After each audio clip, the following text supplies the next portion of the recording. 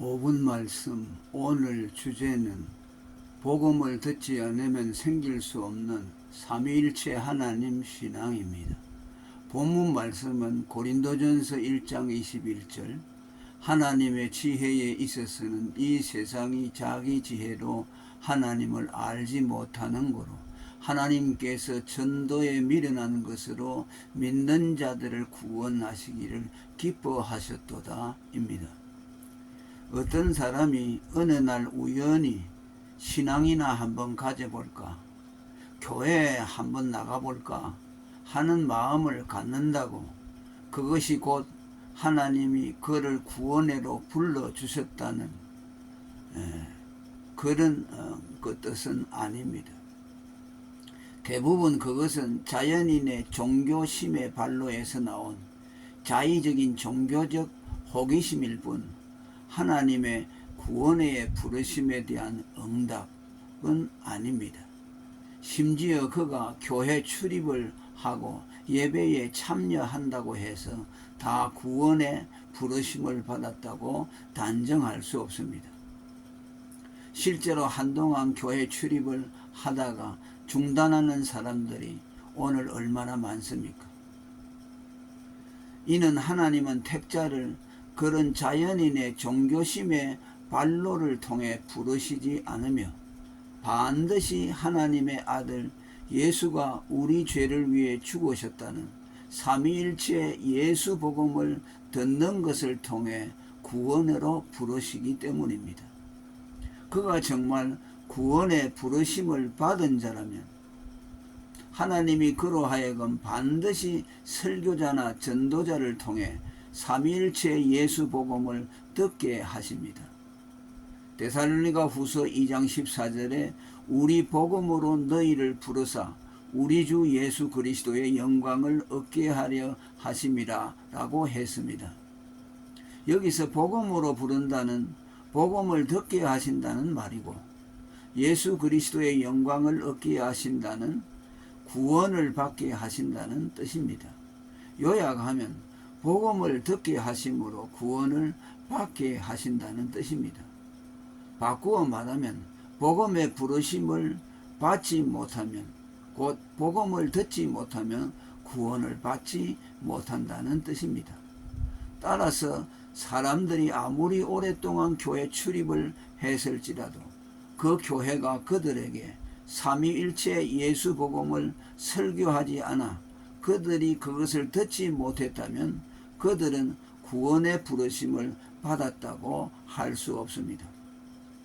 이처럼 택자 구원에 있어 교회의 설교 사명이 중요한데 오늘 많은 교회의 설교들이 삼위일체 예수 복음보다는 세속적인 것들에 초점을 맞추므로 하나님께 택자를 구원으로 부르실 기회를 드리지 않습니다.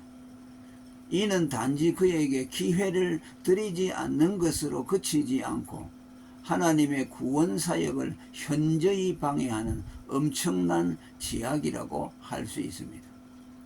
택자에 대한 구원의 부르심의 통로가 꼭 하나님의 아들 예수가 우리 죄를 위해 죽으셨다는 삼위일체 예수 복음이어야 하는 이유는 하나님께서 택자로 하여금 그 복음을 믿어 구원을 얻도록 경륜하셨기 때문입니다. 요한복음 20장 31절에 예수께서 하나님의 아들 그리스도이심을 믿고 그 이름을 힘입어 생명을 얻는다라고 했습니다. 요한복음 6장 40절에는 내 아버지의 뜻은 아들을 보고 믿는 자마다 영생을 얻는 이것이라고 했습니다. 이렇게 예수를 삼위일체 하나님으로 믿는 믿음만이 죄인에게 구원을 주기에 사도들이 언제나 그 삼위일체 예수 복음을 사람들에게 전하는 일에 힘썼습니다. 사도행전 5장 42절에 사도들이 날마다 성전에 있든지 집에 있든지 예수는 우리 죄를 위해 죽으신 그리스도라 가르치기와 전도하기를 쉬지 않았다 했고 사도행전 9장 20절에는 각 회당에서 예수의 하나님 아들이심을 전파했다고 기록했습니다. 오늘 우리가 전도할 때 흔히 인용하는 예수 믿으세요 라는 말씀은 사실은 하나님의 아들 예수가 선생님을 위해 죽으신 것을 믿으세요를 짧게 축약한 것입니다. 예수는 단지 사람의 죽음이 아닌 하나님이 사람 되신 분의 죽음이었기에 우리를 위한 속죄를 이룰 수가 있었습니다. 이처럼 삼위일체 예수 복음은 반드시 전도자나 교회로부터 들어야만 알 수 있고 인간 스스로 깨닫거나 창안해낼 수 없는 자연인의 종교심의 발로에서는 절대로 나올 수 없는 초자연적인 성령의 가르침입니다. 이를 고린도전서 1장 21절은 이 세상이 자기 지혜로 하나님을 알지 못한다 라는 말로 표현을 했고, 로마서 10장 17절에 믿음은 들음에서 나며 들음은 그리스도의 말씀으로 말미암으며, 14절에는 전파하는 이가 없으면 들을 수가 없고 들을 수가 없으면 믿을 수가 없다고 했습니다. 이 삼위일체 그리스도 복음을 들을 때 택자는 그 복음에 마음이 끌리게 되는데, 이는 그의 내면에서 자의적으로 생겨난 마음이 아닌 성령이 그를 감동해 주시고 권고해 주신 결과입니다. 찬송가 135장에 멸시함을 받은 주의 십자가에 나의 마음이 끌린다라고 노래했습니다. 찬송가 198장에는 정결하게 하는 셈이 나의 앞에 있도다. 성령께서 권고하되 죄 씻으라 하시네 라고 했습니다.